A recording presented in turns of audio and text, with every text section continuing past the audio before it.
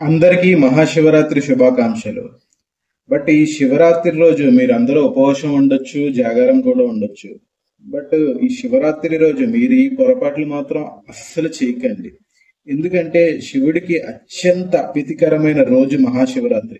ఈ పర్వదినాన ఉపవాసం ఉండడం, జాగరణ చేయడం వల్ల పరమేశ్వరుడు ప్రసన్నం అవుతాడని అందరూ నమ్ముతారు.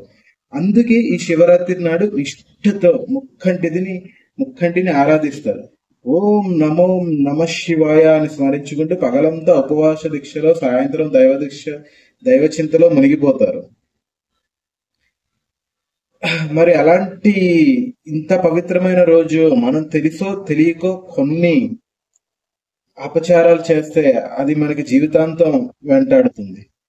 సో అందుకే ఈ దీక్ష సమయంలో చాలా నిష్ఠగా ఉండడంతో పాటు కొన్ని నియమాలను పాటించాలి. అప్పుడే కోరిన కోరికలు నెరవేరుతాయి. తెలిసి తెలియక చేసే కొన్ని తప్పుల కారణంగా ఉపవాసం ఉన్న ఫలం కూడా దక్కదు. అందుకే శివ పూజ సమయంలో చాలా జాగ్రత్తగా ఉండాలి. మరి ఆ నియమాలేంటో ఇప్పుడు చెప్పమంటారా నన్ను? శివుడు అభిషేక ప్రియుడు అని అందరికీ తెలుసు. అందుకే శివరాత్రి నాడు చాలా మంది లింగాభిషేకం చేస్తుంటారు. కొంతమంది నేరుగా పాల ప్యాకెట్లతోనే శివలింగాన్ని అభిషేకిస్తుంటారు. అలా పాల ప్యాకెట్లకి మీరు ఏదో చిన్న హోల్ చేసి ప్యాకెట్ ద్వారానే లింగం మీద పాలు పోయడం అనేది చాలా తప్పని నాకు తెలిసిన పండితులు చెబుతున్నారు. అలాగే రాగి కలశాన్ని కూడా ఉపయోగించకూడదు. స్టీల్ గిన్నె లేదా మట్టి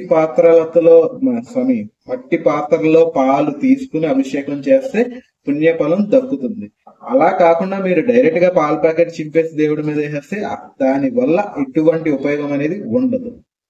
అలాగే పూజా సమయంలో శివలింగంపై పాలు, పెరుగు, తేనె, నెయ్యి, చక్కెర వంటి పంచామృతాలతో అభిషేకం చేయిస్తారు. అందరూ కొంతమంది చేస్తారు. చేసిన తర్వాత నీళ్లతో అభిషేకం చేయడం మాత్రం తప్పనిసరిగా చేయాలి.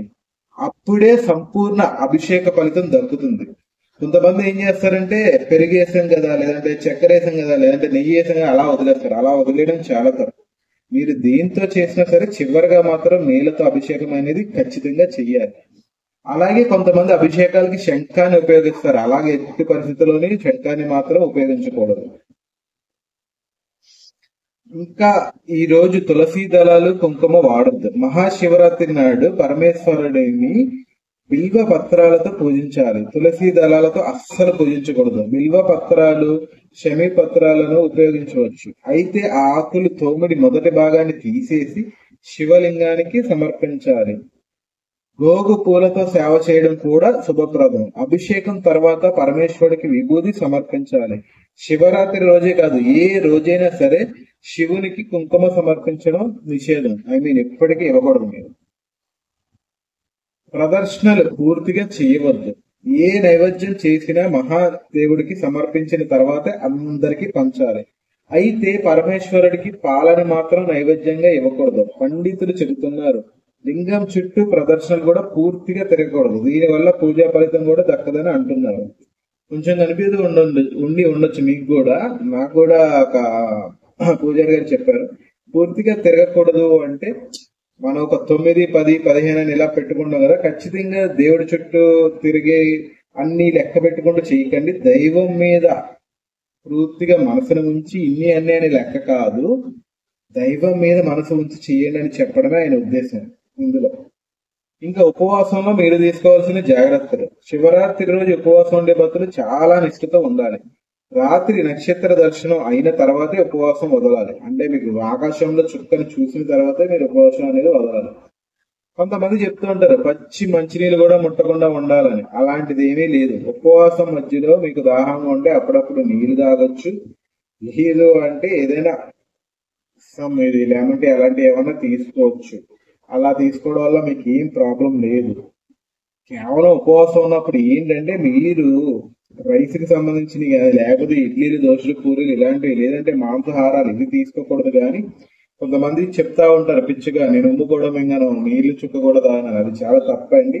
అవి మాత్రం తీసుకుంటే మీరు ఉపవాసం ఉండొచ్చు. సో ఉపవాసం సమయంలో మాంసం జోలికి, మద్యం జోలికి పోకూడదు. సో ఉపవాసం సమయంలో ప్రశాంతంగా ఉండాలి. ఎవరితోనూ గొడవలు దిక్కకూడదు, వాదనలు పెట్టుకోకూడదు. అలాగే బూతులు మాట్లాడకూడదు. ఓం నమ శివాయ అనే మంత్రాన్ని మనసులో జపిస్తూ ఉండాలి. దాన ధర్మాలు చేయడం వల్ల కూడా మంచి ఫలితాలు దొరుకుతాయి. మీకు ఆ రేంజ్ నుండి చేయగలను అనుకుంటే పెట్టండి, ఒక 5 మందికి 10 మందికి భోజనం పెట్టండి, లేదా ఒక 2 ముగ్గురికి బట్టలు పెట్టండి. సో శివరాత్రి రోజు, ఈ మంచి రోజున మీరు ఎంత నిష్ఠగా ఉంటే మీ పూజలకి ఫలితం అనేది అంత బాగుండిద్ది అని చెప్పేసి, బాగుండాలని కూడా నేను కోరుకుంటున్నాను. అదే విషయం. వీడియో నచ్చితే లైక్ చేసి షేర్ చేయండి. తెలుస్తుంది నా పేరు. ఉంటా మరి. బాయ్.